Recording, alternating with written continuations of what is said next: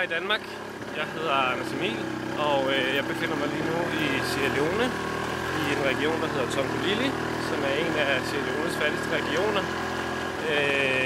Jeg er på vej ud til en skole, som hedder Mashoko-Ray. Den ligger i en skolesektion, som hedder Lalenken, og det er den skolesektion, som vores skolevenskaber de koncentrerer sig om. Det er en sektion, som har rigtig hårdt brug for hjælp, og det håber jeg at kunne give jer et indtryk af, når vi om lidt ankommer til Mashoko-Ray-skolen.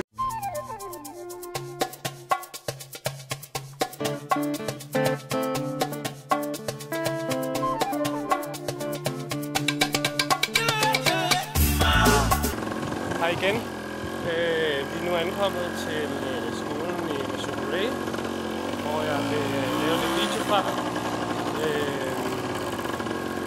Klokken er 10, så børnene sidder derinde og har deres tredje lektion. Og jeg vil lige starte med at fortælle jer lidt om, hvad det er for en skole, vi er kommet ud til.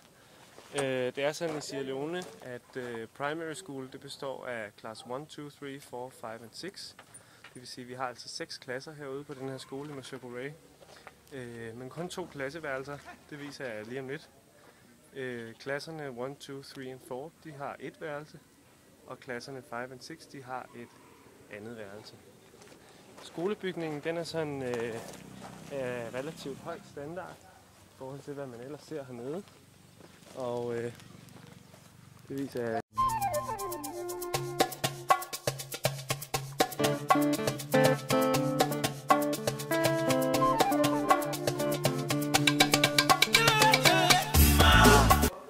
Lige nu ude foran skolebygningen i Mashoko-Ray, og lige om lidt så vil jeg vise jer, hvordan undervisningen foregår her. Lige nu er det sådan, at de har et fag, som hedder Emerging Issues, som er et fag, vi hjælper dem med. Det vil sige, at vi træner deres lærere i, hvordan de underviser i det her fag, og vi giver dem en masse materialer til den her undervisning. Det er klasserne 5 og 6, de har sat sammen i deres ene klasselokale. Jeg vil nu filme, hvordan det ser ud, når de underviser i det her fag.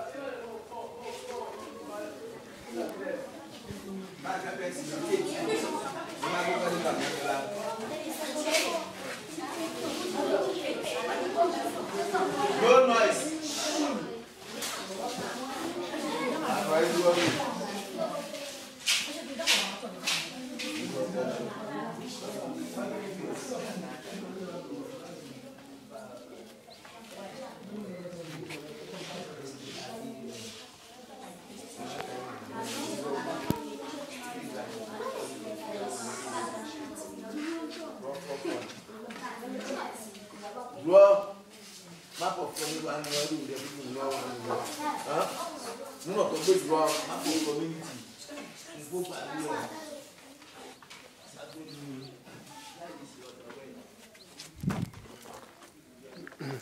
Som I kan se, så sidder eleverne i grupper derinde og arbejder efter nogle relativt moderne pædagogiske principper, som er nogle, vi har meget stort fokus på, når det er, vi træner de her lærere i, hvordan de underviser.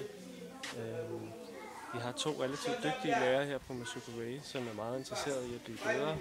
Men de mangler selvfølgelig mange af de materialer, som de skal bruge til at undervise med, og de mangler inspiration til de her metoder. Men når de får dem, så er de faktisk rigtig gode til at bruge dem.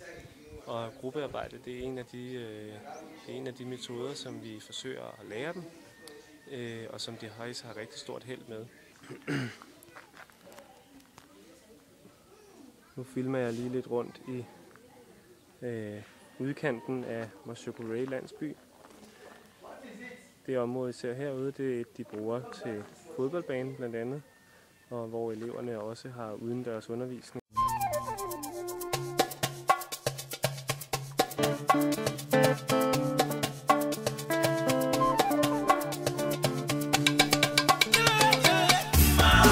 Hello, I am James Edao, a teacher in SD Primary School, Mashoko-Ray, and I am the deputy head teacher here. We have classes 1 to 6 with a with one building. The building only contains of 2 classrooms.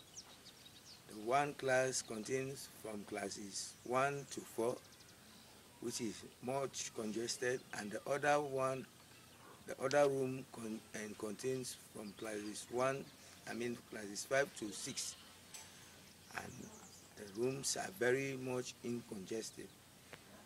So we have classes 1 to 6 and a population of 150 students in the school.